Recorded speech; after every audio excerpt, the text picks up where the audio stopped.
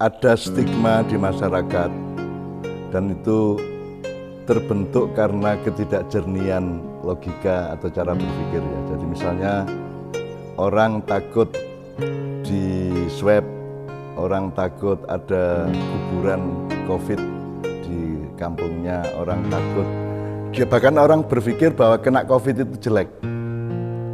Dan puncak kejelekan atau puncak keburukan dari kena COVID itu adalah mati. Kan gitu. Jadi kita pikir mati itu buruk kan gitu kan. Kan gitu, kita diam-diam. Itu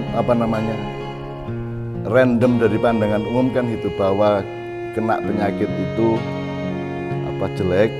Bahkan COVID ini mendapat perlakuan sosial seperti zaman lepra dan kusta dulu ya, zaman dulu ya gitu. Jadi orang kena COVID itu dijauhi, terus dianggap orang hina, dianggap orang yang terpuruk dan seterusnya.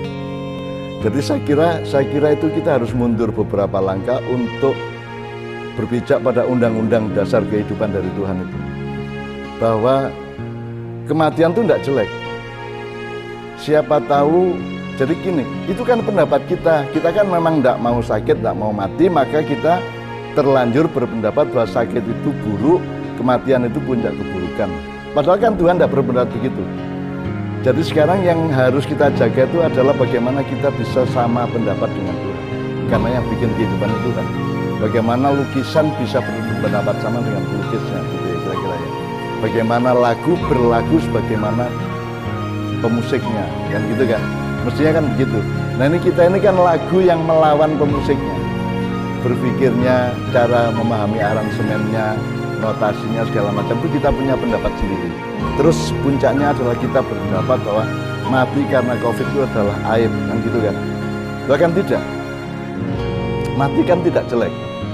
Maka kita berusaha belajar untuk berpikir sebagaimana Tuhan berpikir. Siapa tahu orang yang umurnya panjang itu buruk di hadapan Allah karena Tuhan sedang istidrat, Tuhan sedang membiarkan dia untuk tertindih oleh kedolimannya sendiri dalam waktu yang lebih panjang, jadi didawak-dawake kesengsaraan batinnya gitu ya.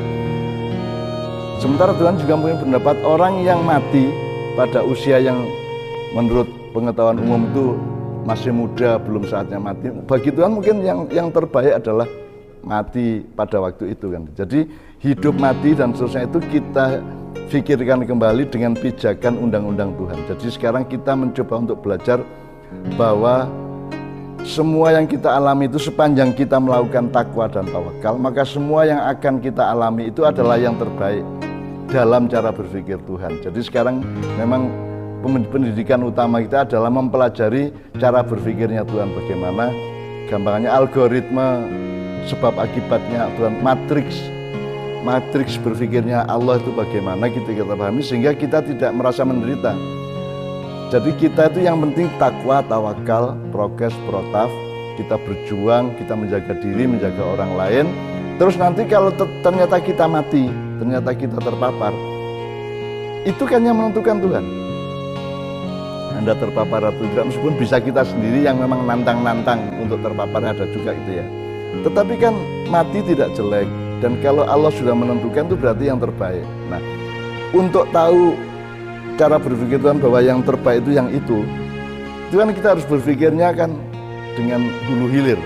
Kalau kita cuma berpikir sepetak atau dari pandangan sementara di penggalan hidup yang sekarang, maka kita tidak bisa memahami. Kalau kita berpikir dunia akhirat, berpikir surga neraka, berpikir lebih panjang sebagaimana Tuhan menciptakan keabadian hidup ini, maka kita akan bisa mencoba untuk pelan-pelan tahu kehendak Tuhan dan cara berpikir Tuhan. Dan saya kira yang harus kita pastikan itu adalah yang disebut puncak takwa dan tawakal adalah kalau kita sudah ikhlas terhadap cara berpikir Tuhan dan kehendak-kehendak Tuhan.